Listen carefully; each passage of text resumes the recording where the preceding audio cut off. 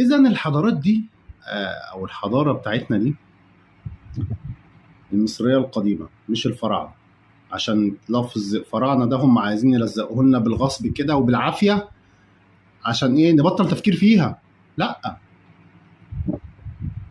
زمان كانت التقنية اللي موجودة أعلى بكتير قوي من التقنيات اللي احنا فيها دلوقتي دي، واحنا بنقول بقينا وصلنا لاختراعات وعملنا وسوينا. ربنا لما خلق سيدنا آدم وعلم آدم إيه؟ الأسماء كلها، أسماء العلوم، أسماء المعارف، أسماء كل حاجة. فالإنسان من بداية خلقته فهو عنده العلم الكامل، العلم الأصلي اللي نزل بيه، اللي ربنا علمه لسيدنا آدم.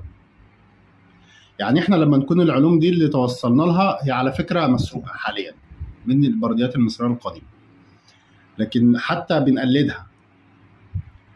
وده هيدخلنا في حتة تانية، ان دايما من بداية التاريخ في خطين متوازيين ماشيين، في خط للحضارة الأصلية بالعلوم الإلهية، وخط تقليد بيبان في التماثيل، شوف ده وشوف ده، بيبان في الجداريات، بيبان في كل حاجة. طيب